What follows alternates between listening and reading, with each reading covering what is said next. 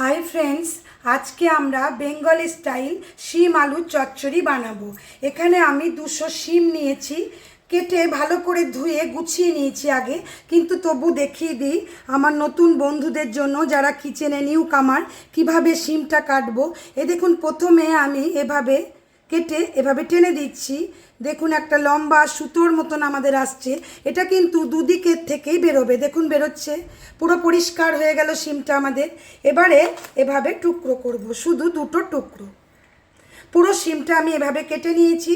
একটা মিডিয়াম আলু নিয়েছি, কাঁচা লঙ্কা দিয়েছি, আর একটুখানি কি দেব রান্না করতে করতে সব বলে দিচ্ছি। চলুন, খুব সহজে তাড়াতাড়ি আজকের চচ্চড়িটা বানাবো, খুব টেস্টি, হেলদি তো বটেই।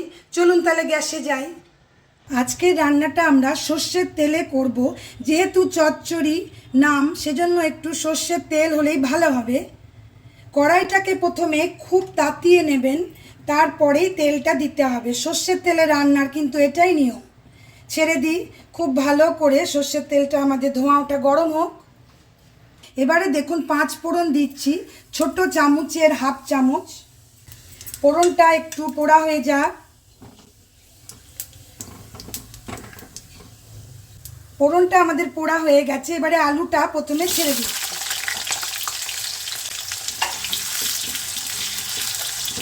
শিমটা তো আমাদের তাড়াতাড়ি হবে, এজন্যই আগে আলুটাকে একটু হালকা করে একটু নরম করে নিই। প্রথমে নুন দিচ্ছি, নুনটা স্বাদ মতো দিয়ে দেবেন, একবারেই দিয়ে দিচ্ছি।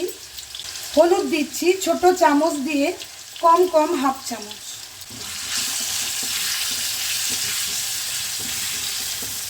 লঙ্কা গুঁড়ো বেশি দেব না, কারণ কাঁচা লঙ্কা দিয়ে ঝালটা করব, অল্প একটু দিলাম।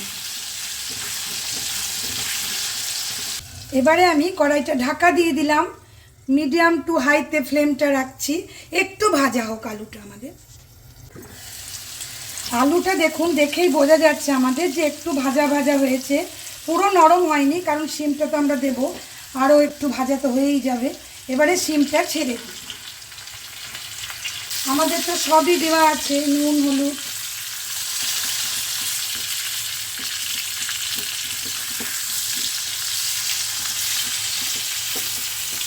এভাবে নাড়াচাড়া করে আবার ঢাকা দিয়ে দিই। শিমটাও আমাদের নরম ভাজা ভাজা হয়ে যায়। ফ্লেমটা মিডিয়াম টু হাই। মিনিট 5 আমার হলো এভাবে ঢাকা দিয়ে। ফ্লেমটা হাই করে দিলাম।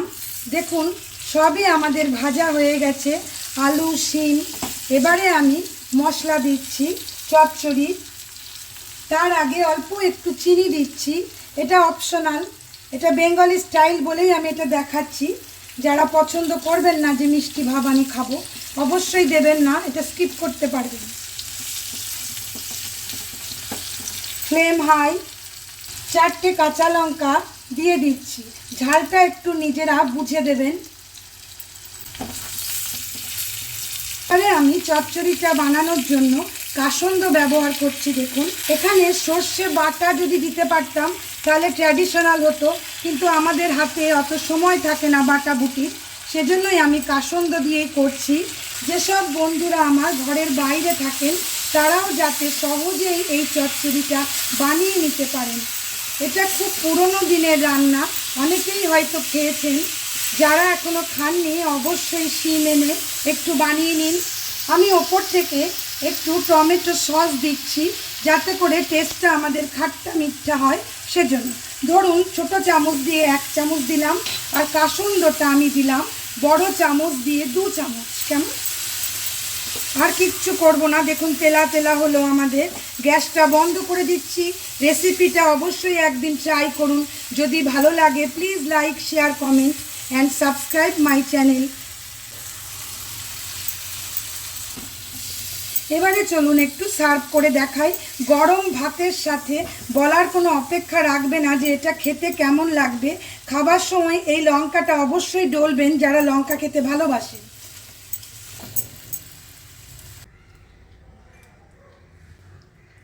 শিম আলুর চচ্চড়ি আমাদের রেডি হয়ে গেল।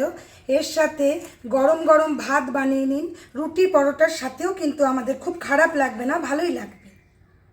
রেসিপিটা একদিন অবশ্যই ট্রাই করুন। দেখুন কতটা ভালো লাগবে খেতে। সকলে ভালো থাকুন, আবার নতুন রেসিপির সাথে দেখা হবে। আজ আমি এই পর্যন্তই, ধন্যবাদ।